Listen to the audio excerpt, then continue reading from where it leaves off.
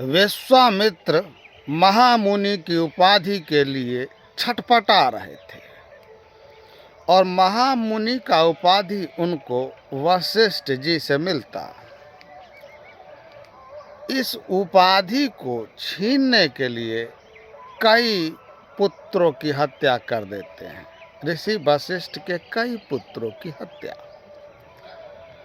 उनकी पत्नी कहती है कि आप विश्वामित्र को महामुनि की उपाधि क्यों नहीं दे देते? हमारे पुत्रों को वो काट डालते हैं।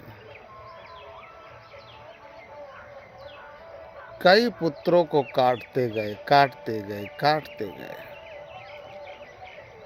एक दिन रात के समय विश्वामित्र बगीचे में खड़े थे और वशिष्ठ जी की पत्नी वशिष्ठ जी से कह रही थी कि अब तो आप विश्वामित्र को महामुनि की उपाधि दे दीजिए। एक ही लड़का बचा है, अगर इनको भी वो काट देगा तो हम पुत्रहीन हो जाएंगे। तब वशिष्ठ जी कहते हैं कि महामुनि तो छोड़ो, किसी मुनि के हाथ में तलवार नहीं होता है, फरसा नहीं होता है। ये बात सुनकर विश्वामित्र के हाथ से तलवार गिर जाता है। वशिष्ठ मुनि आश्रम से बाहर टहलने आते हैं और विश्वामित्र के हाथ में तलवार नहीं देखते हैं। कहते हैं, आइए महामुनि, वशिष्ठ के कुटिया में आपका स्वागत है। तो मुनि के हाथ में तलवार शोभा नहीं देता, साधु संत के हाथ में तलवार शोभा नहीं देता है। मुनि लोगों के जन कल्याण के लिए अनुसंधान करता था, तप करता था, यज्ञ करता था, लोगों को मिटाने के लिए नहीं। अगर नगर नहीं रहेंगे तो नगरवासी नहीं रहेंगे, अगर नगरवासी नहीं रहेंगे तो फिर चंदा नहीं मिलेगा, अगर चंदा नहीं मिलेगा तो फिर मठ मंदिर नहीं बनेगा, अगर मठ मंदिर नहीं बनेंगे तो उसमें आपके भगवान नहीं रहेंगे, अगर उसमें आपके भगवान नहीं रहेंगे तो उसमें चढ़ावा नहीं जाएगा, अगर चढ़ावा नहीं जाएगा तो आपके ऊपर ये चर्बी भी नहीं चढ़ेगी। हकीकत ये है। स्वामी प्रसाद मौर्य को अमनिया करने की बात करते हैं कि योगी आदित्यनाथ अगर हमें आदेश दे तो मैं इस फरसे से उनका अमनिया कर दूंगा। अमनिया कर देंगे। मुगलों और अंग्रेजों के राज्य में नचनिया का किरदार निभाने वाले अमनिया कर देंगे। 97% लोगों का, 3% लोग 97% को अमनिया करने की बात करते हैं।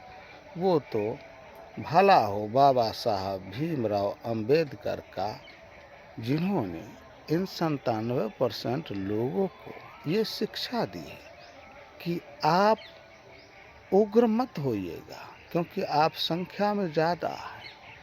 अगर आप बेकाबू हो जाएंगे तो कौन रक्षा करेगा इन भिक्षुकों का? सतयुग, त्रेता, द्वापर, तीनों युग में भीख मांग के खाने वाला समुदाय अगर अस्त्र शस्त्र की बात करता हो, किसके सह पर, किसके उकसाने पर? कलिंगा के युद्ध का परिणाम देख लीजिए। केरल में दलितों को, गरीब महिलाओं को वक्ष ढकने का अधिकार नहीं दिया था ये लोग। टीपू सुल्तान समझाते रहे, नहीं माना तो एक मुश्त 800 ब्राह्मणों को काट दिया गया। तब वहाँ महिलाओं को वक्ष ढकने का अधिकार मिला। 500 महारों ने हजारों पेशवाओं की फौज को भीमा कोरे गांव में मूली गाजर की तरह काट दिया। मौर्य वंश मौर्य वंश कुशवंशी को चैलेंज करते हो, वो कुश जो अकेले योद्धा अयोध्या की सेना को हरा दिया, भागना पड़ा जान बचा करके, उसके वंशज है। स्वामी प्रसाद मौर्य के चरणों में गिरेंगे ये, सरकार तो बदलने दीजिए। अभी केशव मौर्य, क्या पूरे मौर्य वंश को गाली देना केशव मौर्य को गाली देना नहीं है? सत्ता की मलाई के लिए इतने बेशर्म हो गए हैं। रविंदर कुशवाहा के घर के सामने पानी का टंकी है, पानी नहीं आ रहा है।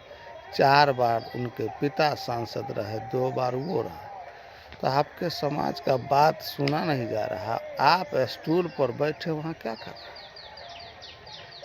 जिस समाज से निकले हैं, जिस समुदाय से निकले हैं, उसके लिए जब आवाज़ ही मुंह में नहीं है तो मिट्टी का मूर्त बन के क्या फायदा? वहाँ रहने से आपके समाज को क्या लाभ? छोड़ देना चाहिए वो जगह, हट जाना चाहिए। आपको जहाँ सम्मान नहीं मिलेगा वहाँ रह के आप क्या कीजिए? इस चीज़ को समझना होगा। सारे बहुजनों को संवैधानिक तरीके से इस जंग को, इस लड़ाई को आगे करना है और ये लड़ाई जीतना है। हमें दंगा फसाद नहीं करना है। इसको जीतने के लिए हम एकजुट होंगे, एकजुटता का अभियान चलाना है, सबको जोड़ना है। जागो बहुजन जागो। नमस्कार सभी लोगों को हमारे साथ जुड़ने के लिए।